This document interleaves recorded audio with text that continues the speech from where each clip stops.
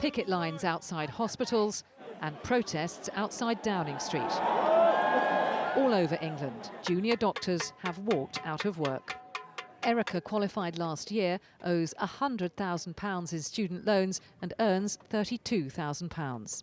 I'm a bit nervous and surprised it's had to get all the way to this, but I think overall the effect on patient safety is definitely worse at the current state than just how the impact will be over these 3 days. But it means cancellations for thousands of patients, like John, who's already waited 2 years for bunion surgery. At my time of life, I could do without all this. And I know that if I lose my toes, my balance is going to be gone. Calculated using the government's preferred measure of inflation, the Consumer Price Index, junior doctors' pay has fallen 12% in real terms since 2008. But the British Medical Association says the retail price index takes rising housing costs into account, and using that measure, junior doctors' pay is 26% lower in real terms. Now that those salaries are lower, it would take a 35% pay rise to restore them to the equivalent of 2008 levels, a pay demand from the BMA that the government has rejected. 35% as a demand is not affordable. We've offered to engage in constructive talks with the junior doctors. We stand ready to have those discussions, and I urge them to come and engage with us on that.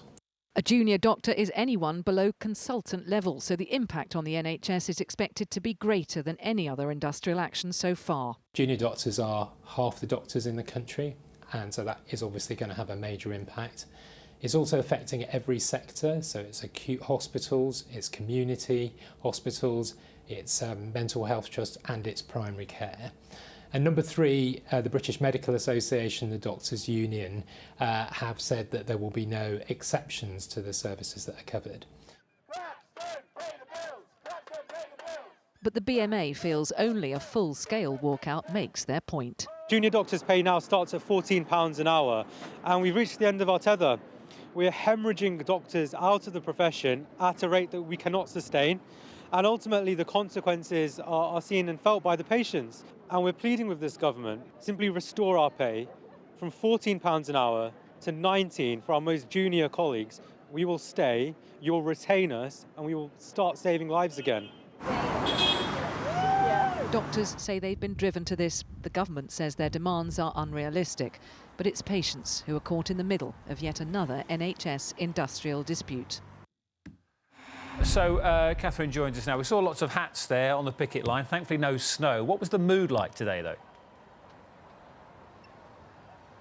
Well, let me just take a look behind me at the moment. I'm opposite Downing Street on Whitehall, and several hundred people have been fiercely chanting all afternoon. There's certainly a strength of feeling. And although, as I walk through, a lot of the faces very youthful, don't let that term junior doctor confuse you, because I've also been talking to people who are 10 years into their careers, 12 years, they're earning £60,000 or so, and they're just as committed to trying to make the government turn their way on this.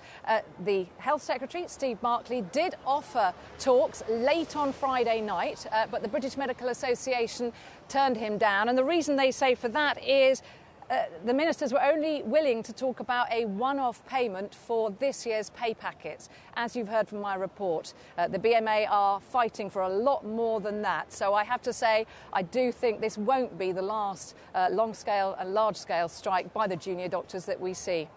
Hey, Cathy, for the moment, thank you very much.